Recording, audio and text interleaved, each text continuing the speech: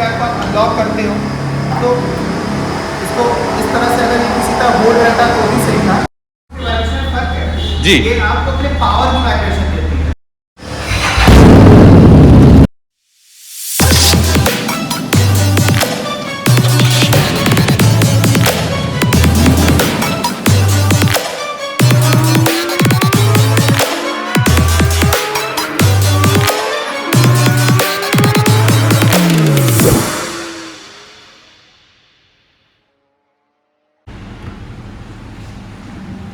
तो गाइज आज हम वापस से डिटेलिंग माफिया पे आए हैं। सामने हमारे ओनर खड़े हैं डिटेलिंग माफिया के, धूली चंद जी। व्हीकल है एक जो कि हार्ले डेविडसन की स्ट्रीट 750 हमारे सामने खड़ी है। तो जैसा कि आप देख सकते हैं, मैं एक वॉक अराउंड आपको पहले बाइक का दे देता हूँ कि ये ओवरऑल बाइक दिखती कैसी है। तो पहला क्वेश्चन से शुरू करेंगे धूली चंद जी से कि ये गाड़ी आपने कितने की खरीदी? ये मैंने जब खरीदी थी तो अप्रोक्सीमेट मैंने इस पे 7 लाख रुपए खर्च किए थे। बाइक थी और 55,000 रुपए का इसका साइलेंसर अपग्रेड था। साइलेंसर अपग्रेड, साइलेंसर मैं आपको दिखा भी देता हूँ। ये वैन से 9 का साइलेंसर है, कंपटीशन एग्जॉस्ट है, तो इससे आपकी इंजन की पिकअप भी बढ़ जाती है। मतलब परफॉर्मेंस में आपको अपग्रेड मिलेगा। ठीक है, मेरा दूसरा क्वेश्चन है कि जब आपने ये बाइक आप मार्केट में ढूंढने निकले या फिर आपने सोचा कि अब मुझे एक बाइक लेनी है क्रूजर कैटेगरी में, तो आपने और क्या ढूंढा कि इसके अलावा मेरे पास क्या ऑप्शन है? इसके बाद या तो आपके पास अगर सस्ते में ऑप्शन था एवेंजर जी, और उसके और या तो फिर आप बुलेट लो। बुलेट लो। बनारस में है तो बुलेट का एक बार ख्याल दिमाग में आता ही है इंसान के, लेकिन फिर आपने सोचा लेकिन ये सब तो मतलब ये तो एक अलग कैटेगरी हो गई, वो क्रूजर बोली जाती है लेकिन उसके में इतना वाइब्रेशन और ये सब दिक्कत है। वाइब्रेशन बहुत है, हाई मेंटेनेंस गाड़ी है, इस पे कुछ मेंटेनेंस नहीं है इस गाड़ी का। कुछ मेंटेनेंस नहीं है। वैसे मैंने भी सुना है कि हार्ले में भी कभी कभी कुछ पर्टिकुलर स्पीड्स पे हल्का वाइब्रेशन आता है कुछ पर्टिकुलर पार्ट्स के ऊपर, ऐसा है? इसमें है, ऐसा बिल्कुल है, वाइब्रेशन आएगा ही। जैसे कहाँ कहाँ वाइब्रेट ज्यादा है, मतलब जैसे हैंडल बार या फिर एक्सीलरेट करने पे सिर्फ हैंडल बार पे ही वाइब्रेशन आता है। हैंडल बार में वाइब्रेशन होता है, ना कि बुलेट के तरह, जो कि वैसे इसकी एक प्रॉपर कॉम्पिटिटर बुलेट है नहीं। एक नॉर्मल एग्जांपल लेके बता रहे हैं कि जैसे वो पूरी गाड़ी वाइब्रेट करने लगती है, उसके फुटपैक से लेके उसका हैंडल बार तक सब कुछ वाइब्रेट करता है, इसमें वो चीज नहीं है। ठीक है जी, ये आपको अपने पावर की वाइब्रेशन देती है। ओके। और आपका जो बुलेट है वो अपनी इंजन नॉइज और इंजन वाइब्रेशन देती है, उसका वाइब्रेशन स्मूथ नहीं होता। इजी भाषा में बोला जाए तो उसके इंजन की रफनेस है और इस इंजन का थंप है, जो वाइब्रेशन है इस इंजन का थंप है कि हाँ भाई आप एक पावरफुल गाड़ी चला रहे हैं। मैं चीज देख रहा हूं तो जनरली हमने देखा है कि हमारे नॉर्मल बाइक्स में चेन ड्राइव होती है, लेकिन इसमें मैं देख रहा हूँ शाफ्ट ड्राइव। इस शाफ्ट ड्राइव का होने से आपको क्या फायदा हो रहा है? ये प्रॉपर बेल्ट ड्रिवन होती है। ठीक है, मैं करेक्ट करना चाहूंगा खुद को, ये एक बेल्ट ड्रिवन बाइक है। ओके, बेल्ट ड्रिवन में फर्क ये हो जाता है कि आपकी गाड़ी जब भी चलती है रोड पे तो आपको सिर्फ इंजन की नॉइज, अगर मैं इसका ये एग्जॉस्ट अपग्रेड ना करता तो मुझे सिर्फ इंजन की ही नॉइज सुनाई देती। इस गाड़ी में बेल्ट की वजह से कोई नॉइज नहीं आती। ड्राइव में आपको मेंटेनेंस, हाई मेंटेनेंस कॉस्ट है, कि आपका चेन को क्लीन नहीं करोगे तो चेन कटेगा और उससे प्रॉब्लम्स आएंगे। लेकिन बेल्ट ड्रिवन गाड़ी में आपको कोई मेंटेनेंस नहीं आता। इसमें मतलब लूप वगैरह करने की आपको जरूरत नहीं है। कोई लूप नहीं करना है, कोई इसमें जस्ट क्लीनिंग टाइम में आपको क्लीन करना है। ठीक है, नॉर्मल पानी से। ठीक है, बहुत अच्छी बात है। मतलब इसमें मेंटेनेंस कम होती है और शायद इसी वजह से, यही कुछ चीजों की वजह से इसका प्राइस आपसे ज्यादा चार्ज किया जाता है, क्योंकि मार्केट में रॉयल एनफील्ड के द्वारा ही 650 सीसी में सुपर मीटियोर हो गई, कॉन्टिनेंटल जीटी हो गई, बाइक्स हैं, लेकिन उनमें यही सब कमियां हैं जिनके वजह से वो बाइक अभी भी उन बाइक से compete नहीं कर पा रही जो कि सेम कैटेगरी में फॉल करती हैं। ठीक है, उसके बाद मैं बात करना चाहूंगा मिरर्स की। इन मिरर्स की विजिबिलिटी कैसी है? जब जैसे कुछ बाइक्स में होता है कि मिरर्स होते हैं लेकिन जैसे ही आप हैंडल वायर को ग्रैब करते हैं तो आपका पीछे का व्यू ब्लॉक हो जाता है। तो सेम है, इसमें क्या आपका पीछे का व्यू ब्लॉक होता है। इसे आपके मिरर एक्सटेंडर आते हैं, उसमें आप एक्सटेंडर से लगाओगे तो आपको ये प्रॉपर विजिबिलिटी मिलेगी, लेकिन मिरर एक्सटेंडर लगाने से फिर ये डैमेज के पर्पज में आ जाता है। ओके, साइड से ये फिर बहुत ज्यादा बाहर निकल जाते हैं और फिर उससे डैमेज गिर सकता है। मतलब कि ये फिलहाल अभी लुक्स के लिए ही ज्यादा बेटर है, अभी इसमें कुछ विजिबिलिटी का ज्यादा आस्पेक्ट प्ले नहीं हो पा रहा है। ठीक है, एक अलग सी चीज मुझे दिख रही है बाइक में जो कि जनरली नहीं दिखती। लोग दिखाना चाहते हैं कि मेरे पास एक वी ट्विन इंजन है, जो कि हार्ले की स्पेशलिटी है, लेकिन यहाँ पे मुझे एक कवर सा दिख रहा है, ये क्या कवर है और किस लिए लगाया है आपने? ये इसकी हीट शील्ड है। इसका बेसिक यूज ये है कि आप हीट विंड दिखा तो लेंगे लेकिन आपके पैर ही नहीं रहेंगे, जल जाएंगे पूरी तरह से। पैर ही नहीं रहेंगे, जल जाएंगे। इसका मतलब कि एक पॉइंट है कि ये काफी हीट करती है बाइक। हीट करती है। हाईवे पे अगर आपकी स्पीड 30 प्लस है तो आपकी इस गाड़ी की हीटिंग आपको जून के महीने में भी इसकी हीटिंग नहीं पता चलेगी। 30 प्लस के ऊपर आपकी बाइक नॉर्मली सिटी राइड में आ जाते हैं तो सिटी राइड में आपको ये जला देगा क्योंकि इसका जस्ट इंजन के ऊपर ही आप बैठे रहते हो। तो प्रॉपर इसकी हीट आपके पास ही आती है और जैसे ही इसका एग्जॉस्ट फैन ऑन होता है आपका रेडिएटर कूलर, तो रेडिएटर की फैन से जो प्रेशर आता है हीट का वो बहुत बुरी तरह से जलाता है। ठीक है, मतलब आपको हीट शील्ड की जरूरत पड़ती है। ये हीट शील्ड बहुत कॉस्टली नहीं है, ये आफ्टर मार्केट प्रोडक्ट है, आपको लगभग 1000 से 1500 रुपए में दिल्ली के मार्केट में मिल जाएगा। दिल्ली के ही मार्केट में नहीं, जल्दी अगर आपके पास बनारस से भी है और आपको ये है डिटेलिंग माफिया, अगर आपको इस तरह के प्रोडक्ट्स यहाँ पे भी अवेलेबल हो जाएंगे। दिल्ली जाने की बहुत ज्यादा जरूरत भी नहीं है। आपको प्रॉपर वाराणसी में भी मिलेगी। आपको कुछ भी चाहिए, बैक रेस्ट चाहिए, सैडल चाहिए, सारी एसेसरीज आपको नॉर्मल बाइक से लेके सुपर बाइक तक आपको सब कुछ मिलेगा। ठीक है, बाइक के कंटेंट पे वापस आते हैं। तो जैसा कि मैं देख सकता हूँ यहाँ पे जैसे नॉर्मल हमारे बाइक्स में मैंने देखा है कि यहाँ पे सारी गार्ड वगैरह रहता है, तो सारी गार्ड तो है लेकिन कोई फुटरेस्ट नहीं वगैरह है इसके अंदर। तो इसका मतलब इसमें दोनों साइड पैर करके ही बैठना ज्यादा फिजिबल है और ज्यादा सेफ भी है शायद। इसमें असल में क्या है कि पिलियन सीट बहुत छोटी है, तो इसके ये मैंने जब गाड़ी परचेज की थी तो मैंने ये बैकरेस्ट इसमें नहीं था। ओके। मैंने इसमें बैकरेस्ट लगवाया हुआ है क्योंकि जब मेरी शादी हुई तो बाद में पीछे बैठने वाले को वाइफ को बैठाना हो तो आप बैठा नहीं सकते क्योंकि ये गाड़ी की पिकअप इतनी ज़्यादा है कि वो पीछे वाला बंदा अगर आप पकड़ के नहीं बैठा है तो गिर सकता है। ओके। स्पेस बहुत कम है तो जी। उसके लिए बैकरेस्ट लगाना एकदम मोस्ट इम्पोर्टेंट है। और ये बैकरेस्ट अगर आप ओरिजिनल में जाते हैं कंपनी में तो 35 to 40,000 का ये कॉस्ट करता है। और आपने कितने का लगाया? ये आफ्टर मार्केट प्रोडक्ट है, ये आपको 5 से 6,000 रुपए में मिल जाएगा बहुत ईजी हमारे यहाँ। 5 से 6,000 में आफ्टर मार्केट प्रोडक्ट मिल जाएगा, लेकिन कुछ चीजें हैं जो कि मुझे इस बाइक में दिख रही हैं आफ्टर मार्केट होने के बाद। जैसे कि यहाँ पे इसमें कहीं कहीं रस्टिंग का इशू है, यहाँ भी रस्टिंग का इशू आ रहा है जैसे आप देख सकते हैं। थोड़े बहुत तो आएंगे, आप इतना पैसा खर्च कर रहे हो तो या तो 40,000 रुपए खर्च करो और या तो 5,000 रुपए में उस चीज को यूज कर लो। आप एक हार्ले डेविडसन के ओनर हैं, आपको क्या लगता है अगर ये 40,000 का हम लगाते तो क्या यहाँ रस्टिंग नहीं आती? उसमें भी आ सकती है, अगर उसके नट्स बोल्ट्स में तो कभी ना कभी हल्की रस्टिंग आती है। बहुत सारे इसके ओरिजिनल नट्स हैं यहाँ पे, उस पर भी रस्टिंग आती ही है। तो वो तो एक नॉर्मल गियर एंड गियर है, आप इसे चेंज कर सकते हो, इसे रिपेंट करा सकते हो। रिपेंट में भी इतना कॉस्ट नहीं आएगा कि आपका 40,000 पहुंच जाए। ठीक है, एग्जॉस्ट की बात करना चाहेंगे। ओनर ने बताया कि इसका एग्जॉस्ट परफॉर्मेंस एग्जॉस्ट है, तो पहले परफॉर्मेंस से पहले ये जान लें कि इस बाइक स्टॉक में क्या पावर क्या टॉर्क फिगर्स आते हैं इसमें। टॉर्क का तो मैं एग्जैक्ट नहीं बता पाऊंगा, लेकिन 47 ब्रेक हॉर्स पावर इसकी है एग्जैक्ट। 47 break horse power. और जब आप इसे प्रॉपर अपग्रेड कर देते हैं तो 3 से 4 ब्रेक हॉर्स पावर ये अपग्रेड हो जाती है, अप्रॉक्सीमेट 51 के लिए पहुंच जाती है। 3 से 4 ब्रेक हॉर्स पावर इंक्रीज हो जाती है, मतलब 47 है तो आपके 50 हॉर्स पावर ये इजीली टच कर जाएगी। इसमें माइलेज अपग्रेड होता है, जब आप स्टॉक साइलेंसर यूज करते हैं तो वो कहीं ना कहीं आपके जो गैसेस को है थोड़ा सा रेस्ट्रिक्ट करता है बिजली निकलने से, तो उसकी वजह से आपका माइलेज भी कम रहता है। ठीक है, मतलब कि ये गैसेस वगैरह रिस्ट्रिक्ट करता है, उस वजह से माइलेज और बेसिकली देखा जाए तो बाइक का कंबशन और अच्छा और इम्प्रूव हो जाता है, जिसकी वजह से आपको एक और बेटर माइलेज प्रोवाइड होता है।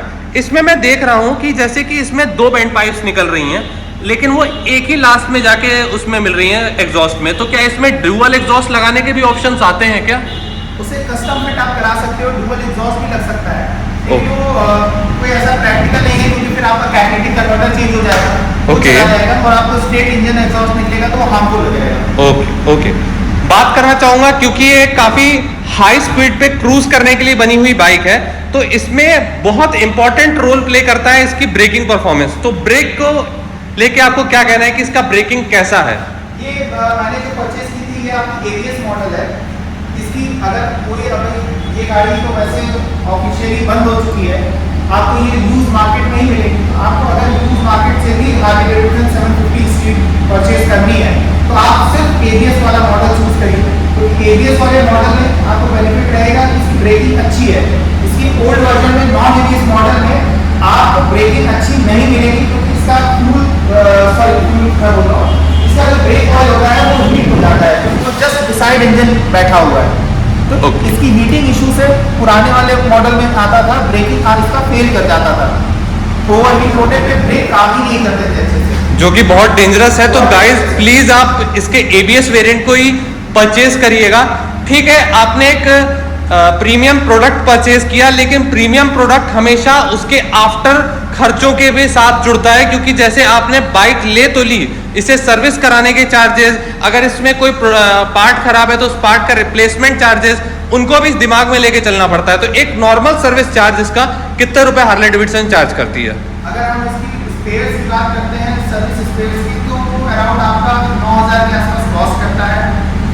और पेड सर्विस, क्योंकि मैं वाराणसी में हूँ, मैं या तो गुड़गांव जाऊँ या लखनऊ जाऊँ तो इसकी सर्विस होगी, तो मैं मतलब इसे घर पे बुला के सर्विस कराता हूँ, तो उसकी कॉस्टिंग जो पड़ती है वो 7 से 8 हज़ार रुपये वो लेते हैं आपके घर पे आके आपकी बाइक की सर्विस करनी चाहिए। 7 से 8 हजार रुपए लेंगे घर पे विजिट करने का, और अगर कोई पार्ट खराब है तो उसके चार्जेस अलग होंगे।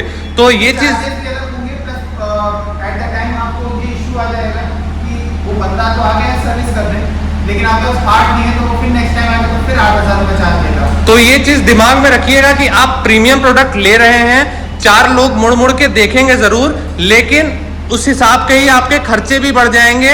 उसको मेंटेन करना, मेंटेनेंस वैसे ये बाइक ज्यादा मांगती नहीं है, इतना ऐसा ओनर का कहना है। लेकिन अगर ये गाड़ी जब से मैंने ली है आज तक उसने मुझसे 1 रुपए मेंटेनेंस के नहीं मांगे, 1 रुपए भी मेंटेनेंस के नाम पे नहीं मांगे। कितने दिन से आप ओन कर रहे हैं इस बाइक को? इस बाइक को ओन करते हुए इस अगस्त में मुझे ये 6 साल हो गए। 6 साल 2017 से ओन कर रहे हैं, यानी 6 साल हो गए हैं इस बाइक को। लेकिन ओनर का कहना है कि इस बाइक ने 1 रुपए का खर्चा इसमें नहीं कराया, नॉर्मल सर्विस कराई, इंजन ऑयल चेंज कराया, पेट्रोल भराया और राइड का मजा ले रहे हैं। लेकिन ये चीज बताना मेरा जरूरी था कि अगर आप इस तरह की प्रीमियम बाइक ले रहे हैं, इलेक्ट्रॉनिक्स टेक्निकल चीजें हैं, कभी खराब हो सकती हैं, तो आपको इतना कॉस्ट बियर करना पड़ सकता है। टेक्निकली 3 से 4 चीजें ही हैं मेन जो कि खराब होती है। पहला इसका fuel pump. Okay. Fuel pump बहुत जल्दी ऐसे इसका खराब नहीं होता है, लेकिन इसका फ्यूल सेंसर खराब हो जाता है। ओके। इसकी वजह से आपको ये कभी नहीं पता चलेगा कि मेरी गाड़ी में रिजर्व है। इस गाड़ी में सबसे बड़ा डीमोटिवेशन ये है कि आपकी गाड़ी में कहीं भी फ्यूल इंडिकेटर नहीं है। भाई बुलेट से कंपेयर कर रहे थे तो चीजें आ ही गई वहां पे कि फ्यूल इंडिकेटर नहीं है, लेकिन इसमें रिजर्व लाइट होती है। तो रिजर्व लाइट तो है, लेकिन अगर आपका किसी वजह से वो सेंसर, क्या होता है कि हमारे इंडिया में फ्यूल की क्वालिटी इतनी अच्छी नहीं है, जिसकी वजह से उसका सेंसर धीरे धीरे रस्ट करके खराब हो जाता है। एट द टाइम वो 7-8 साल में या कभी खराब हो सकता है, तो इतना आप फ्यूल भराते हैं उस पर डिपेंड करता है। ओके। तो वो जब खराब हो जाएगा तो आपको रिजर्व भी नहीं पता चलेगा। तो इन केस फिर उसे आपको मैनेज करना होगा कि जैसे मैं 100 या 100 किलोमीटर गाड़ी फुल टैंक कराता हूँ, 100 किलोमीटर चलाई, फिर रिफ्यूल कर लिया, तो इस तरह से आप मैनेज कर सकते हैं। और वैसे भी अगर आप हार्ले डेविडसन ओन करते हैं तो आपकी टंकी कभी सूखेगी नहीं। वाह, ये बहुत बड़ा स्टेटमेंट है कि अगर आप हार्ले डेविडसन ओन करते हैं तो आपकी टंकी नहीं सूखेगी। बिल्कुल सही बात है, क्योंकि इतना पैसा देके जिस बंदे ने बाइक खरीदी है वो उसमें पेट्रोल और उसे मेंटेन करने का बूता जरूर रखता है। मीटर कंसोल के इसको दिखाने जा रहे हैं आपको, लेकिन उससे पहले आपको दिखाएंगे कि इसकी चाबी लगती कहाँ है। आधे लोग इसकी चाबी खोजते रह जाते हैं कहाँ लगती है। ये एकदम हिडन जगह पे है, इसके एकदम नीचे यहाँ पे आप चाबी लगाएंगे और ये कार की तरह ऑन होती है। पहले एक्सेसरीज ऑन होती है। ओके। इनकेस अगर फ्लैशर आप में ऑन है तो जैसे मेरा फ्लैशर जलेगा, पार्किंग लाइट जल जाएगी, और इस आप जब चाबी ऑन करते हैं तो आप चाबी निकाल सकते हैं। ये मत समझिएगा कि इसका लॉक सेट खराब है, इसमें फंक्शनैलिटी दी गई है। जैसे कार में भी पहले आता था कि आप आधी चाबी ऑन करके आप चाबी निकाल सकते हो जी, तो वो चीज़ इसमें दी हुई है। इससे बेनिफिट ये रहता है कि जैसे आपने रिफ्यूलिंग करानी है या आप कहीं कॉर्नर पे गाड़ी लगाकर क्योंकि क्रूजर बाइक है तो आप कहीं क्रूज करके आ रहे हो, तो आप चाहे कि दुकान पे खड़े हो, आपने चाबी आधी ऑन करके गाड़ी को छोड़ दिया, तो उससे क्या होगा, इसकी टेल लाइट जल रही है। अगर आपने फ्लैशर लगाया तो फ्लैशर नहीं जल रहा है, नंबर प्लेट की लाइट जल रही है, तो गाड़ी विजिबिलिटी में रहेगी एक अंधेरी जगह में। एक इंपॉर्टेंट पॉइंट इसमें ऐड करना चाहूंगा कि गाइस ये फ्लैशर है, ये हजार्ड नहीं है। हजार्ड लाइट आप खड़ी हो गाड़ी पे ही जलाइएगा, चलती गाड़ी पे मत जलाइएगा। फ्लैशर जला सकते हैं, फ्लैशर अलग तरीके से ब्लिंक करते हैं, ये विजिबिलिटी को इंक्रीज करने के लिए होते हैं। 16 मोड के होते हैं, ये सिमटेक का फ्लैशर है, इसे मैं चेंज भी कर सकता हूँ। ये देखिए अब इसकी फ्लैशिंग की टोन चेंज हो गई, फिर और भी चेंज कर सकते हैं। ये भी एक एसेसरी का पार्ट है जो कि इसमें लगाया गया है, सिमटेक का आता है और बहुत ज्यादा महंगी एसेसरी नहीं है, किसी भी बाइक में आप लगा सकते हैं। और देख लीजिए लुक्स कितना इनहैंस हो जाता है आपकी बाइक का। ये 1000 रुपए का फ्लैशर है और 700 रुपए के इसके बल्ब्स हैं। ये एलईडी बल्ब्स हैं, ये भी सिमटेक के हैं। इसमें नॉर्मल हैलोजन बल्ब्स होते हैं, इसे मैंने एलईडी में अपग्रेड कर दिया है, तो उससे आपकी गाड़ी की लोड भी कम हो जाता है। इनकेस आप गाड़ी में पार्क करके भी जला के रखते हैं तो आपकी बैटरी पे ज़्यादा लोड नहीं आएगा। हेडलाइट आप अपग्रेड कर सकते हैं एलईडी में, अलग अलग अच्छे 220 वॉट के हेडलैम्प्स आते हैं, वो आप लगा लीजिए तो विजिबिलिटी और बढ़ जाएगी, क्योंकि इसके हेडलैम्प सेटअप बहुत अच्छा है। सिर्फ बल्ब इसका हैलोजन होने की वजह से इसकी विजिबिलिटी कम है। ओके, विजिबिलिटी कम है मतलब कि बहुत ज्यादा दूर तक आपको नहीं दिखने वाला, लेकिन एडुकेट है, खराब नहीं है इसकी विजिबिलिटी किसी भी मायने में। 70-80 की स्पीड में भी चल रहे हैं तो आपको विजिबिलिटी पूरी मिलेगी जीरो लाइट में। बिल्कुल ठीक है। अब बात करेंगे इसके इंस्ट्रूमेंट क्लस्टर की, तो कुछ ऐसा इसका मीटर कंसोल आपको दिखेगा। इसमें आपको क्या क्या इन्फॉर्मेशन एमआईडी में दिखाती है? इन्फॉर्मेशन देखिए आपकी, जैसे ये हाफ की पे तो आपका बता रहा है इंजन लाइट ऑन है, ठीक है। तो ये आपका हीटिंग सेंसर है, अगर ये जलता है ऐसे, अगर कभी इंजन ओवर हीट होता है तो ये जल जाएगा सिग्नल। ठीक है। ये एबीएस लाइट है, ये आपका इंजन लाइट है। इसी में आप अगर जैसे ऑन करके देखेंगे तो और भी चीज़ें दिखती हैं। ये आपका इंजन ऑयल की लाइट है, ठीक है। न्यूट्रल लाइट है, इंडिकेटर्स की लाइट अलग है। और बाकी आपके मीटर कंसोल में देखते हैं तो ये आपका ओडो है, गाड़ी कितनी टोटल चली हुई है, प्लस 2 बार आपका ट्रिप है, 2 अलग अलग ट्रिप दिए हुए हैं, ए एंड बी। उसके बाद आपकी टाइमिंग है, कितना बज रहा है, और ये गियर एंड आरपीएम, ये जब आप गाड़ी चलाओगे तो गाड़ी की कितनी आरपीएम है और किस गियर में है, ये भी इससे बताएगा। मतलब इसमें फ्यूल मीटर नहीं है, लेकिन गियर पोजीशन इंडिकेटर और आरपीएम इंडिकेटर दोनों चीजें आपको दी गई हैं। और इसके बाद आप इस गाड़ी को बेनिफिट अब इसमें मैं बताता हूँ। बेनिफिट ये है कि एबीएस होने की वजह से जब आप गाड़ी को ब्रेक करते हो, इतनी हेवी गाड़ी है, एक तो स्टेबिलिटी के साथ ये ब्रेकिंग लेती है और एकदम जहाँ पे आप रोकना चाहते हो वहाँ रुकती है। हैवी बहुत अच्छा चीज़ है, रोड पकड़ के चलती है, लेकिन एक अलग एस्पेक्ट आता है हैवी में, जब आप इससे हैवी कॉर्नरिंग करते हैं तो फिर ये क्या डराती है बाइक या आपको सपोर्ट करती है कि आप खेलो मुझसे? ये इस गाड़ी की यही एक खूबी है कि जब आप इसको बैठ कर जब आप हैवी कॉर्नरिंग करते हैं तो ये ऑटोमेटिक खुद को स्टेबलाइज करती है, वापस ये चाहती है कि आप मुझे सीधा कर दो। ओके। हैंडल को भी अगर आप टर्न करते हो तो भारी महसूस होगी, क्योंकि अगर आप कोई और गाड़ी चलाते हो तो उसका हैंडल उतना ईजिली स्ट्रेट नहीं आता, इसमें कोई हाइड्रोलिक स्टीयरिंग नहीं है, लेकिन ये ऑटोमेटिक बैलेंस गाड़ी है, जिसकी वजह से इसका स्टीयरिंग जो है वो ऑटोमेटिक स्ट्रेट हो जाता है। ठीक है, बहुत अच्छी चीज़ है। एक बड़ा हार्ले ओनर्स की कंप्लेंट होती है, कुछ की होती है कुछ की नहीं होती है, कि भाई इतना पैसा लिए हो तो ये फ्यूल कैप जो आप अनलॉक करते हैं तो हाथ में आ जाती है पूरी निकल के। एटलीस्ट उससे कम रेंज वाली गाड़ियों में भी एक लॉक सेट होता है जो कि आपको होल्ड करके रखता है आपके फ्यूल कैप को। तो क्या आपको ये लगता है कि ऐसा मतलब होना चाहिए था या फिर ठीक है, you are okay with it? तो ऐसा अगर होता तो भी अच्छा रहता, क्योंकि आप जब इसमें फ्यूल कैप आप अनलॉक करते हो तो इसको इस तरह से अगर ये किसी तरह होल्ड रहता तो भी सही था। हाँ। पोजीशन के हिसाब से आप इसे निकाल के लेते हो तो आप एक बार फुल करना है, 13-13.5 लीटर की टैंक है तो आप एक बार इसे होल्ड कर। चलिए। इस गाड़ी में हमेशा ये ट्यूनिंग हमेशा ये क्रॉस नहीं होती है। अच्छा, ये क्रॉस में हमेशा क्रॉस में ही फ्यूल होगी तभी ये 13 लीटर आएगा, नहीं तो अगर आप स्ट्रेट में कर दो तो 11 लीटर में टैंक फुल हो जाएगा। एक बहुत अच्छा पॉइंट है कि हमेशा क्रॉस में ही ये रिफ्यूल होगी टोटल, नहीं तो ये 11 लीटर में ही फिल हो। इस गाड़ी में हमेशा क्रॉस में दिया है, सेंटर में फ्यूल कैप नहीं है, क्रॉस में है। ओके।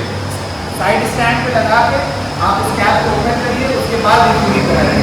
ठीक। सेफ पोजीशन में, क्योंकि ओवर हीटिंग गाड़ी है तो अच्छा है कि आप गाड़ी से दूर रहें जिस टाइम रिफ्यूलिंग हो।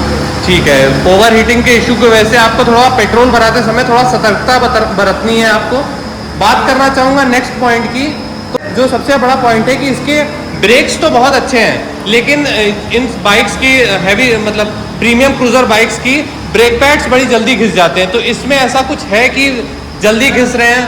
अभी तक मैंने इस गाड़ी को आपने देखा कि 6002 किलोमीटर चली है, स्टॉक ब्रेक पैड्स हैं, अभी तक इस पे कोई चेंजेस नहीं आया है। एक बार भी चेंज नहीं है। अगर आते हैं तो उनकी प्राइसिंग क्या पड़ती है आपको ब्रेक पैड्स की? आफ्टर मार्केट अगर आप सिरेमिक ब्रेक पैड्स भी अपग्रेड करते हैं तो 3000 के अराउंड कॉस्टिंग पड़ती है एक साइड। ठीक है, बात करना चाहूँगा पिलियन की। पिलियन के लिए पीछे के शॉक अब्जॉर्बर्स लगे रहते हैं, तो ये क्या स्टिफ है या फिर बहुत ज़्यादा सॉफ्ट भी नहीं है, अच्छी राइड देते हैं आपको? रियल शॉकर अच्छा है, आपको सॉफ्ट लैंडिंग प्रोवाइड करता है। आप किसी अगर गड्ढे में भी पास करते हैं तो आपको सॉफ्ट फील कराता है। लेकिन टीवीएम के लिए बहुत छटके आते हैं, क्योंकि टीवीएम के पास कोई भी सीट पे कुशनिंग बहुत कम है, बहुत पतली कुशनिंग है, बहुत पतली कुशनिंग है, बहुत ज़्यादा है, पीछे एकदम कुशनिंग है ही नहीं। इसकी वजह से आपको डायरेक्ट शॉकर के झटके आपको कमर पे महसूस होंगे। तो भैया वो पीछे बैठने अपने रिस्क पे ही, क्योंकि ये उछाल देगी गाड़ी।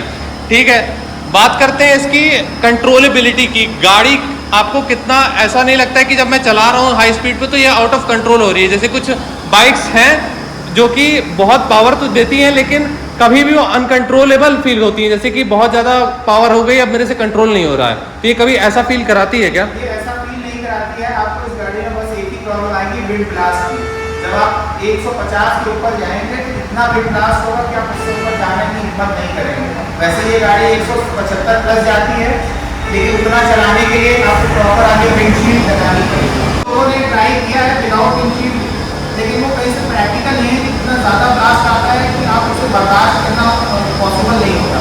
बिल्कुल, और इससे हम ओवर स्पीडिंग का मैसेज बिल्कुल नहीं दे रहे हैं कि भाई आप, हम तो ले जाके दिखाएंगे कि इसे 200 ले जाके दिखाएंगे। लिमिट में चलाइए बाइक को, उसके लिमिट्स को पुश करेंगे तो आपके ही सेफ्टी के लिए प्रॉब्लम हो सकती है। अब last but not the least, हम इसका आपको एक एग्जॉस्ट नोट सुनाते हैं कि कैसा एग्जॉस्ट है। भाई 55,000 के एग्जॉस्ट सिस्टम लगाए हुए हैं इसके अंदर, तो सच में वर्थ इट है कि नहीं? परफॉर्मेंस में तो आपको बहुत वर्थ कर रहा है जैसा कि ओनर कह रहे हैं, बट ये कितना साउंड भी अच्छा करता है उस चीज़ को आज हम टेस्ट करेंगे। पहले हम आइडल पे इसका साउंड सुनेंगे कि आइडल में ये कितना साउंड प्रोड्यूस करती है।